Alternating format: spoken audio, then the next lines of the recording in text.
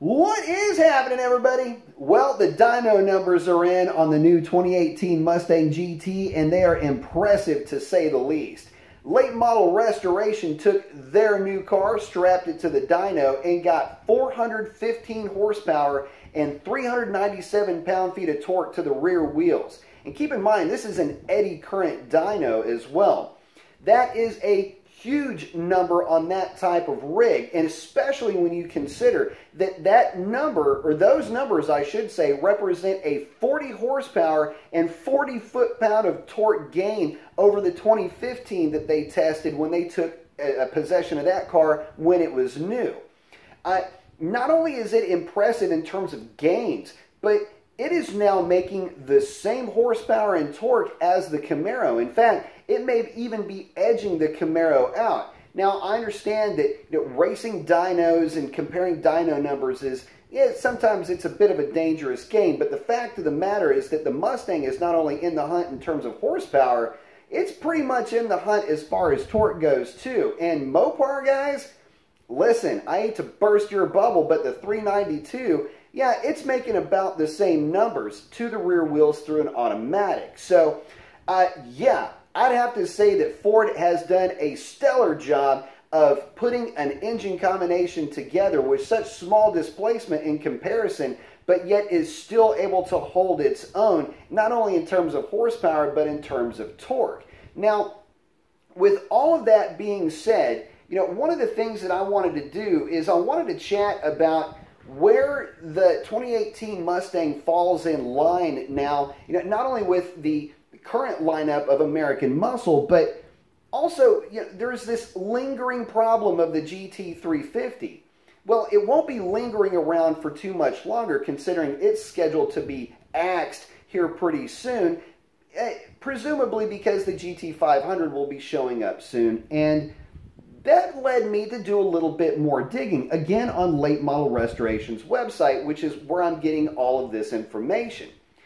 The GT350 that they put on their dyno, again, same dyno, and I understand different conditions and all of that, but correction factors being at least presumed at this point, being implied by the fact that they're posting these types of numbers, that car put down 465 horsepower and 385 pound-feet of torque.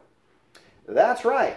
It made less torque than the 2018 Mustang, and 465 on a 415, yeah, it's making 50 more horsepower, but it's also making that power about 1,000 RPM higher in the rev range. Consider that the new car has a 10-speed automatic up against a 10-speed automatic versus a 6-speed manual.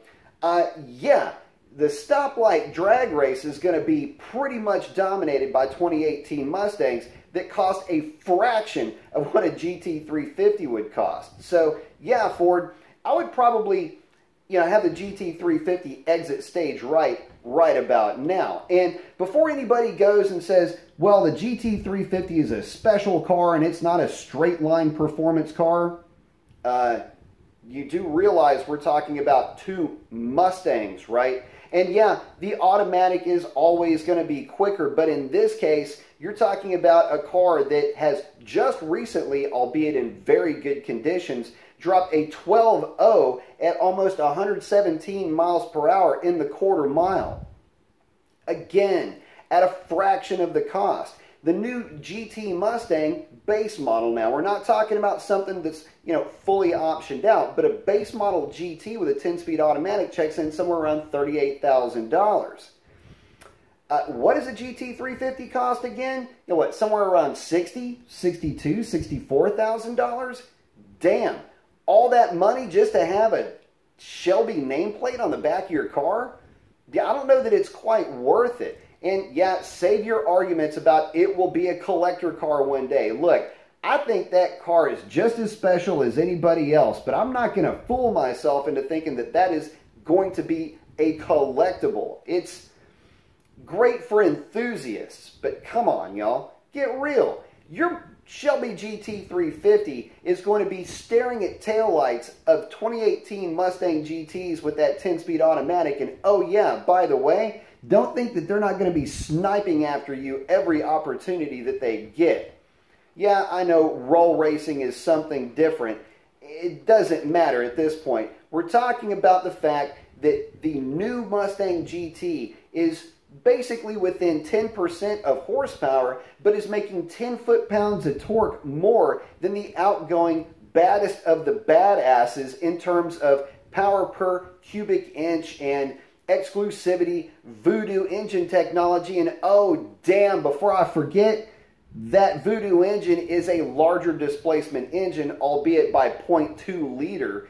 It still doesn't matter. That's how impressive that new Coyote engine is. And I don't mean to get too far off topic here. And again, I'm not dogging on the GT350. I'm just illustrating how good and as much power as that GT is making now. So, as a Mopar guy, am I a little bit concerned about this? Well, yeah, a little bit. I'm really curious as to how the aftermarket is going to improve upon the numbers of the Mustang, as I've stated in the past.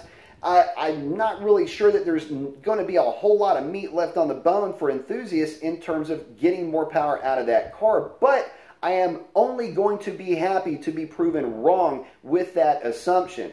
I am really hoping that the Mustang remains the darling of the aftermarket because, God, truth be told, I'm a little bit jealous. And as a Mopar guy, you know, the 392, cost per modification and what you get out of the modifications, it's just, it's tough to be an enthusiast and carry that flag. But as a Mustang owner, and really as a Camaro owner as well, it seems like the sky is the limit. It doesn't take too much to put one of those new Camaros, the 6th gens, you know, into the mid to low 11s. And I would pretty much guess that it won't take too much with this 2018, provided that it responds to mods as well as the outgoing car. But man, I got to tell you, with a 40 horsepower and 40 pound-foot of torque increase, it's going to be pretty tough to improve on it. But I can't wait to see how far they can take it. So at any rate, those are my thoughts on that new 2018 Mustang GT.